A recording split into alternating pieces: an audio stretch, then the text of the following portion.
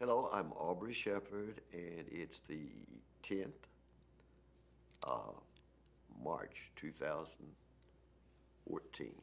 There you see a map of South Fayetteville, Google map, and it's got an area we're talking about there. That's at Martin Luther King, which would have been at the top right, left corner of that shot.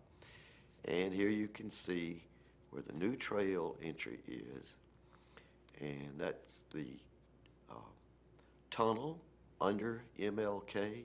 A guy was out there making lots of dust. He had a leaf blower, and that's the way they clean out the tunnel. I hope they don't have to do that every year, every day, the whole year, every year.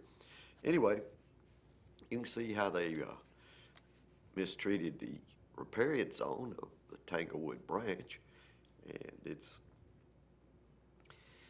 got less vegetation. Of course, some of that's non-native stuff along there, so that's not bad. But will they plant native grass in there? Well, I hope so, but I don't think the city even buys native grass to plant. So we'll see what they put in there.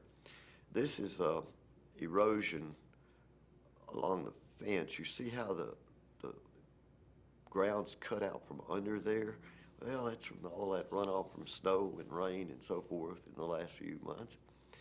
And that's been up there for a while, and then they work too close to it. And the machines just get too close to everything, it seems, when they're building trails and roads and whatnot. But trails are particularly bad. See those spots on that tree? That's where one of the machines doing the work banged the tree a few times. Yeah, even more. And right below that tree, you could see some more erosion and wonder, well, what's going to happen? That tree may stand okay, but it may start dying from infections that occur because of that damage. And the roots may have been cut off so much that it may not stand as long as it would. This is the view from that on that trail to the south to the student apartments next to the National Cemetery. Now we're looking back toward MLK. You can see that bridge abutment and so forth. Here's the old trestle. Now originally there was talk that they would actually follow a suggestion I made, which was to put the trail across that trestle. But this trestle is not in as good a shape as the one at where the old trestle goes across the town branch. This, of course, is Tanglewood branch. So it's still sitting there, and I'm afraid since they cleared the brush out around it in this process, they're going to decide they ought to take it out. And it's really a wonderful thing. Now, they may need a sign up. They may need a fence to say, don't walk on this, because it's easy to get to. For years, I'd have to crawl around to get in there to make pictures of that old trestle. Anyhow, it didn't get chosen. They spent lots of money and put in a brand new bridge, which is okay, I guess. Here you can see the trail from up there near those apartments that goes around and reaches the other new bridge that we took pictures of and showed last week on Short Takes, which is the one across the same stream. Get back across it and go out to School Avenue. Okay, we're back on the portion of the trail we started talking about here, and you see another tree with major damage on it, and you can see right in the center of the picture, you see how it's undercut. Well, you know, that's nearly the whole length of that slab is undercut there on that side. So just a little more without having solid material packed under it, and that slab could cave in, and or at least start cracking and giving and so forth.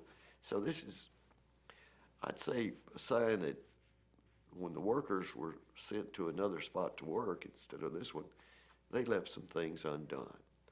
And of course it was covered with snow a few days ago, all last week, and maybe they just couldn't do it, and they're going to get back to it. I hope so, because I really despair at the sloppiness of some of this work, and the way that they abuse the stream sides. Okay, Goddess Festival coming up March 16 to 23 at the Omni Center out on Lee Avenue. Hope you get there. If you enjoyed it in the past, you'll enjoy it again, I'm sure. Till next time, it's Aubrey Shepherd asking you to do your part to help keep the water clean, the air pure, and the woods green. See you. Hello, I'm Aubrey Shepherd, and it's the 13th of March, 2014. And we've got photos from, well, now that's 2007, about the same time in March. And you saw Lauren Hawkins and Jennifer Creel and Kurt Richardson and their son Huxley over at World Peace Wetland Prairie in March 2007, getting ready for Earth Day. It's going on again now. There you saw, okay, here's a house, and it's gone. And those are from 2006. That's just off Dixon Street. We're looking from the Locust, maybe, or what's the street right next to, straight out of Collier's. Anyway, here's the demonstration at Rogers this past Tuesday. This is 2014 again. And you see the people were saying no to hog factories near the Buffalo, battle for the Buffalo River. People with paddles, canoes in their cars, and various things were there. And some of them are young people, but many of them are middle-aged, and even a few people my age, I guess. But they were certainly angry about the potential pollution of the Buffalo River. There were people on both sides of both streets there, and pigs and rivers, an eco-disaster. So, you know, it's really true. Polluted buffalo would be bad for tourism. And what was going on that day in Rogers was the governor's annual tourism conference. And in 1986, I actually got an award from that group. But I didn't go to the meeting because I was working in Little Rock at the newspaper at the time, and I couldn't leave early enough in the evening to drive way over to West Memphis where they held it. But I did get to go inside this one this year. Pigs poop, fish die, reelect nobody. Wow, that's pretty heavy stuff. No more taxpayer-backed loans for hog farms. That's a pretty strong message too, because that hog farm's being subsidized by the federal government even. And, oh, there's Jory. See Jory? She's one of our regulars doing short takes and worked at the public access building for several years. And, oh, there's Brian Alexander and Jim Bemis that left in that photo, and just say, whoa, no CAFO.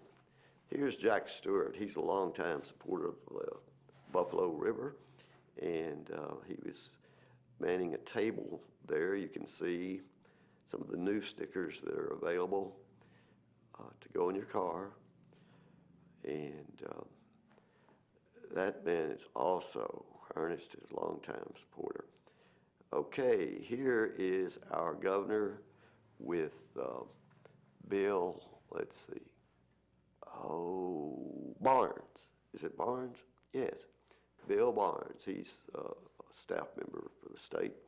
Governor there was speaking, and I did record his words at the beginning of his speech about, in reference to the people outside and the Buffalo River. So if you go to YouTube, you can hear his words.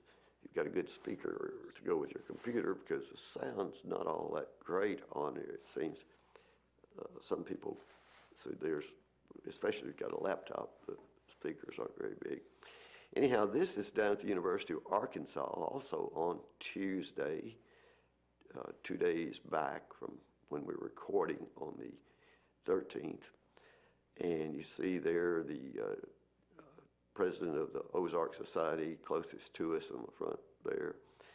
And there's several professors in there. There's one of my young man who's a student at the UA and used to play softball with us. And that couple, they've been Sierra Club supporters and Audubon supporters, all those things for many years. So they learned a lot, and it wasn't all good because that study doesn't seem that the UA people are doing.